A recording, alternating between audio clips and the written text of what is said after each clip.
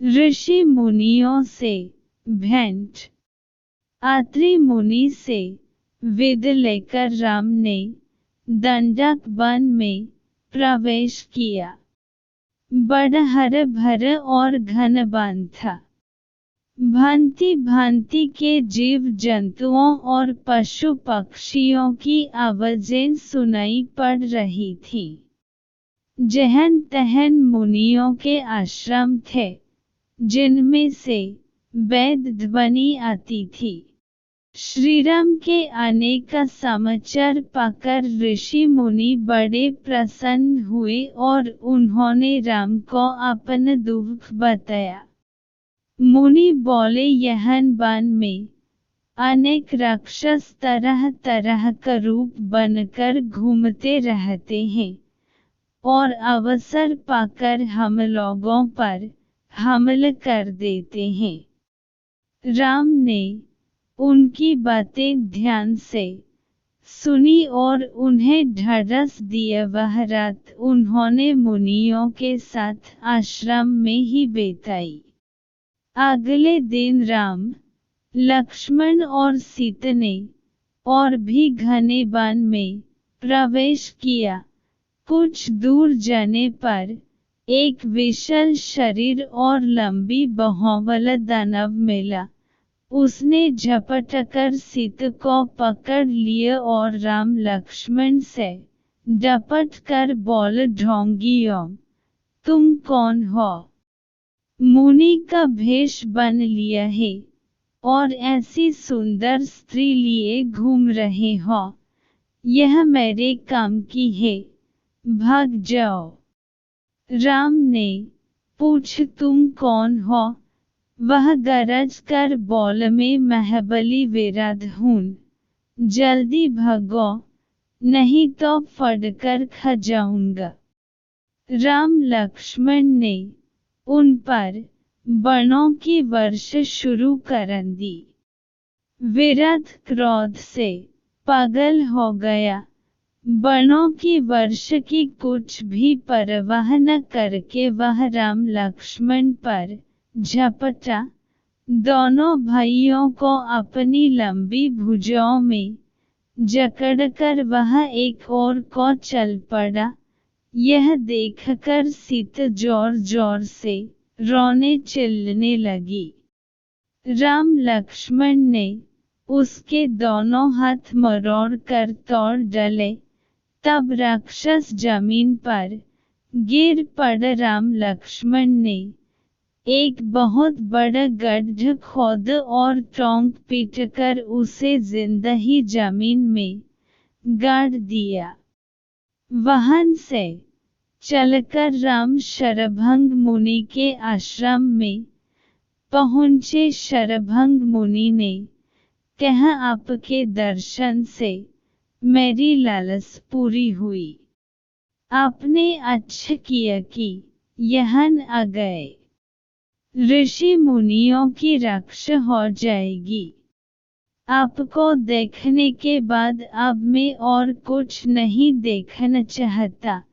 इतना कहकर शरभंग मुनि जलती हुई चिता में समा गए। अनेक ऋषि मुनि वहां जमा हो गए। उन्होंने हड्डियों के ढेर देखकर राम से कहा कि ये ऋषियों के कंकाल हैं, जिनको राक्षसों ने खा डाला है। राम ने कहा, डरे नहीं, मैं राक्षसों का नाश कर दूंगा।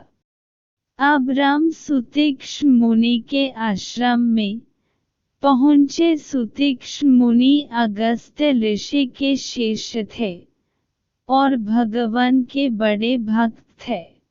श्रीराम का स्वागत सत्कार कर उन्होंने भी राक्षसों के अत्याचार की कहानियां राम को सुनाई।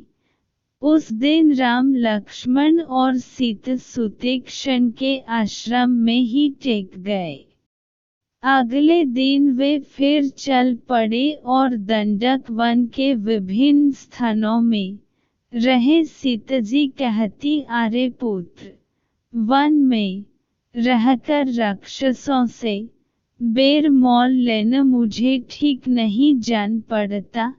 राम ने उत्तर दिया, भद्रे, हम लोग क्षत्रिय हैं। हमारा धर्म है पीड़ितों की रक्षा करना, शरण में आए हुए की मदद करना। ऋषियों को मैं भगवान भरोसे कैसे छोड़ सकता हूँ। इस प्रकार दंडक वन में घूमते घूमते 10 वर्ष बीत गए। लौटकर वे फिर सुतीक्ष्ण मुनि के आश्रम में आ गए। सुतीक्ष्ण ने उन्हें अगस्त्य ऋषि से मिलने का परामर्श दिया।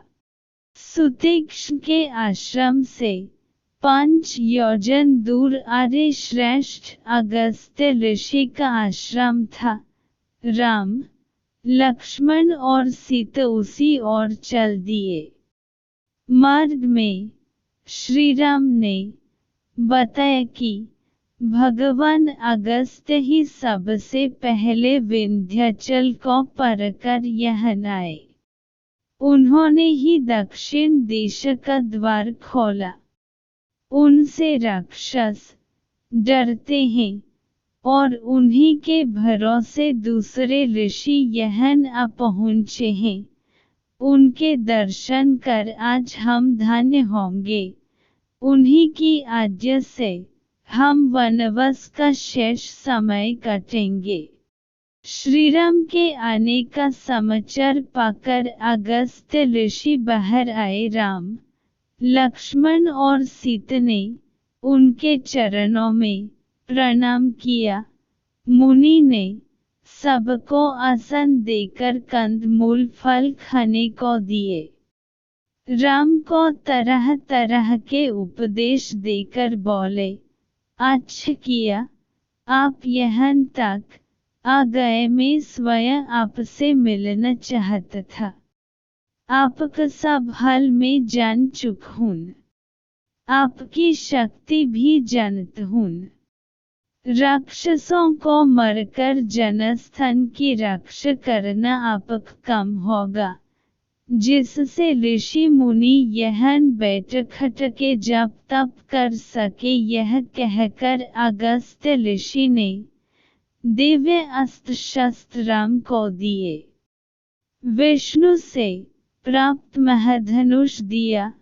ब्रह्म से मिला हुआ एक अमोघ बाण दिया और इंद्र से मिले हुए तरकश दिए जो सदा बाणों से भरे रहते थे। सोने की मूठ वाला एक खड्ग भी उन्होंने श्री राम को दिया। श्री राम ने इन दिव्य शस्त्रों को सिर से लगाकर ग्रहण किया। तब मुनि ने राम से कहा, यहाँ से 2 योजन दूर गोदावरी नदी के किनारे पंचवटी नामक एक स्थान है। वनवास का शेष समय वहीं व्यतीत करो। सीता और लक्ष्मण सहित रामचंद्र जी पंचवटी की ओर चल दिए। मार्ग में उनको भयंकर शरीर वाला एक गिद्ध मिला। दोनों भाइयों ने समझ कि वह कोई राक्षस है, परंतु गिद्धराज ने उन्हें पहचान लिया और वह मधुर वाणी में बोला, मेरा नाम जटायु है। मैं तुम्हारे पिता दशरथ का मित्र हूँ। वनवास में मैं तुम्हारी हर तरह से सहायता करना चाहता हूँ। श्री राम ने पिता के समान उसको आदर दिया और उसको साथ लेकर वे पंचवटी की ओर गए।